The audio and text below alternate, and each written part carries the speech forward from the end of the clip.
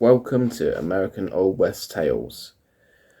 Today we journey back to a chilling and mysterious episode from the rugged frontier days, the Wickenburg Massacre. On November the 5th, 1871, a seemingly routine stagecoach trip through the unforgiving Arizona desert turned into a nightmare when it was brutally ambushed, leaving bloodshed and unanswered questions in its wake. This tragic event not only claimed the lives of the innocent travellers, but also intensified the already volatile tensions between settlers and Native American tribes. Join us as we delve deep into the harrowing details of the ambush, investigate the murky identities of the attackers, and uncover the lasting impact of this massacre on the Wild West. Prepare yourself for a gripping tale of survival, intrigue, and the indomitable spirit of those who dared to venture into the untamed frontier. Don't forget to subscribe to American Old West Tales. At 7 a.m. on November 5, 1871, 6 men and 1 woman, along with the driver, boarded a stagecoach outside James Grant's station in Wickenburg, Arizona. They had arrived the previous night from Prescott and were traveling to various destinations, from Ehrenberg to San Francisco and beyond. That morning, a Wickenburg native also joined them, cramming himself onto the coach. The driver, John Lance, also known as Lance, was going for his second run on the Prescott-Ehrenberg Road. Charles S. Adams, an employee at the W. Beechard & Co. flour mill in Prescott, was headed to San Francisco. Aaron Barnett, the Wickenburg businessman, boarded the stage that morning. William Kruger, the chief clerk and cashier for the Army quartermaster for Arizona Territory, was moving to take up the same role in Ehrenberg. Molly Shepard, the only woman on board, was described variously as a member of the demi-monde, a prostitute, or a madam. Having sold her house in Prescott, she was on her way to San Francisco. Frederick Schoholm had closed his Prescott jewelry business and was traveling to Philadelphia. There were also 3 United States Geological Survey personnel with Lieutenant George M. Wheeler on board.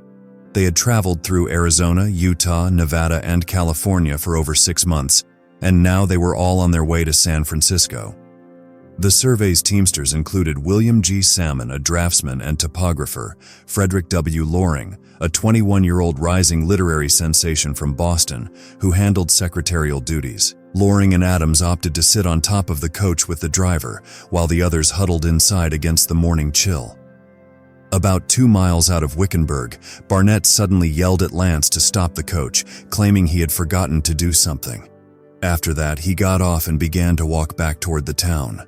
At around 8 in the morning, the stagecoach transformed into a dry wash about 8 miles west of town, and Lance exclaimed, "Apaches!" The stagecoach was fired at in the next instant, veering violently before coming to a stop. The shots continued, and when they finally ceased, Charles Adams, Peter Hamel, John Lance, Frederick Loring, William Salmon, and Frederick Schoholm were dead. The assailants took off as Molly Shepard and William Kruger, who were both injured, were able to get out and escape. The survivors were later rescued and reported the incident to military officers and reporters. The following day, a hastily assembled posse rode to the scene and brought the bodies of everyone except Salmon back to Wickenburg for an inquest. Searchers found his body later a few yards away. A coroner's jury convened in town on November 6th and concluded that Indians had committed the killings. Reporters thus referred to the incident as the Wickenburg Massacre in their headlines. The word massacre suggested that Indians were to fault, and the Tolkipaya Yavapai people who resided in the Wickenburg area and at the Army station at Camp Date Creek, which was some 30 miles distant, were held accountable. Starting around 1864, white settlers had begun calling them Apache Mojaves, a name that was both historically and linguistically incorrect, but government officials soon adopted it as well. The motives for the attack were varied, ranging from revenge to robbery to men looking to profit off the tensions between Anglos and Indians. How long till historians concur on the identity of the wild items abandoned? Moccasin footprints and relics like butter tins and playing cards, which indigenous people occasionally used, and probably 1 scalped passenger were among the evidence against the Yavapai.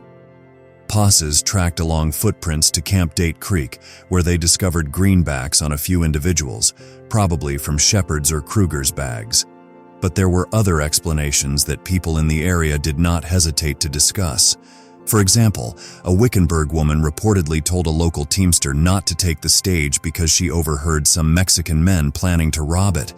And why didn't the Indians take the horses, harnesses, blankets, and other goods that were left behind? One official report noted that the moccasin tracks leading toward Camp Date Creek turned southeast and never actually entered the post. There were also explanations for how some men acquired their paper money. Among the assailants, Molly Shepard believed she spotted white guys. All of them were white men? Was it possible that some of them were actually Mexicans? Perhaps just a couple of the 15 or so murderers were Yavapai. Doubts about the Indian involvement were raised all over the country as articles filled national newspapers. The Yavapai were relocated to the Rio Verde and then the San Carlos reservations between 1873 and 1875, regardless of the reasons behind the actions or the people who committed them. They resisted this relocation for years and began to return to their homelands around 1900. Although the bodies of those murdered were buried in Wickenburg, their exact location is unknown, and it's possible the coffins were moved in the 1940s. A monument commemorating the event and the victims was erected by the Arizona Highway Department in 1937. Located on Highway 60 near the entrance to the Flying E Ranch, it includes a plaque listing the names of the dead and attributing the murders to Apache Mojave Indians. How long before the Wickenburg Massacre perpetrator is acknowledged by historians? Without new and stronger evidence, perhaps not. However, continued discussion is valuable, and new interpretations could bring us closer to the truth. Oral tradition of Native Americans must be included in the narrative as well. What's most important is remembering those who died and understanding how their deaths impacted the history of Arizona and its indigenous people.